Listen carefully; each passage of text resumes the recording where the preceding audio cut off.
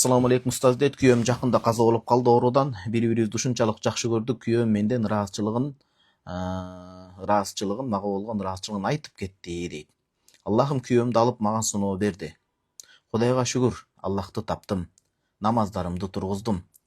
Бат-баттан зикир тартып, Куран китеп окуп, ажылыкта жүргөндөр аркылуу китеп сатып алып вакыф кылып атам. Дагы кантип сооп иш кылсам болот? Сооп үзүлбөй күйөөмө жетип туруш үчүн.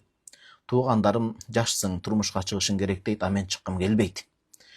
Дагы астында эки сурооңуз бар экен. Биринчи суроого жооп бере кетели. Жолдошуңузду Аллахым өз ырайымына алсын.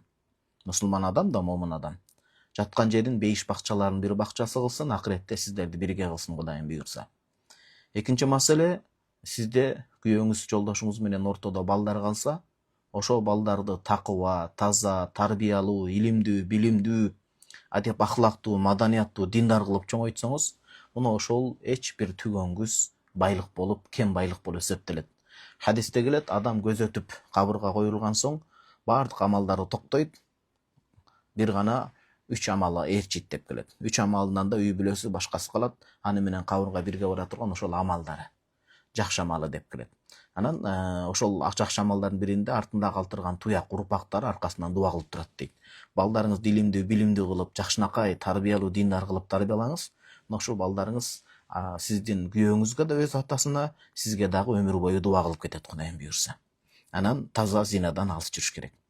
Кошумча эки сурооңуз. Биринчи дейт, күйөөм менен бейиште чогуу болгум келет, башканын никесин өткүм келбейт. Эми азыр сезим ушундай болуп атат, ал туура эле. Шариятта дагы күйөөсү кайтыш болгондо аял киши 4 ай 10 күн идда күтөт.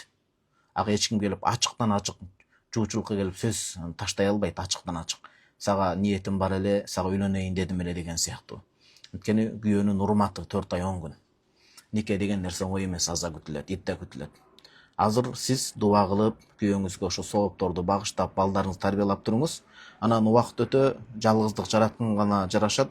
Сиз мисалы пендебиз да, ачык баардыгын реалдуу сүйлөш керек. Кыйналып, кыйын болгон учурларда анда турмушка чыгышыңыз керек. Анткени сиз ал кылыгыңыз менен, ишиңиз менен күйөөңүзгө бир кыянат кылган катары эсептелбейсиз. Адам өзүн зинадан, башкадан сакташ үчүн жашоодо аял жалгыз болуп, көмөктөшө турган туугандары жок болсо, кыйналып кала турган жагдайда балким бир жакшы бир инсан чыкса, анда турмушка чыкканыңыз макул. Бирок Кудайга жакшы бир кеңеш истихара окуп, жети өлчөп бир кескенден кийин. Жок эми ушу күйөөмө болгон сүйүүм чексиз, балдарымды тарбиялап калам десеңиз, анда зинадан таза болуш шарты менен, кыйналып калбаш шартыңыз менен, эркектер менен аралашып, кыйынчылыкка кептелип калбаш шарты менен сабыр кылып балдарыңызга тарбия берип өтсөңүз, анын дагы өзүнүн бир чоң сообу, анын дагы бир жакшылыгы бар.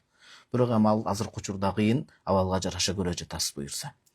Экинчи сурооңуз, күйөөмдүн колуна тикен кирсе менин жаным ооручу дейт. Аябай жакшы көргөн экенсиз да жолдошуңузду. Турмушка чыгып кетсе мага сооп жетпей калабы деп коркком. 2 балам бар, 9-6 жашта. Азыр убакыт өтсүн, убакытты Аллах таалам дары кылып жараткан. Асыр деп убакыт античип атпайбы Аллах таалам? Асыр убактысына намаздын убакытка жалпы. Анан убакыт өзү Аллах таалам убакыт аркылуу сизге бүт көрсөтөт.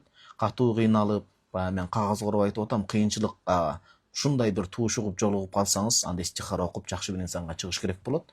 Турмушка чыксаңыз дагы мурдагы жолдошуңузга соопту жөнөтөсүз. Аны эми берки жолдошуңуз туура жүрүш керек болот.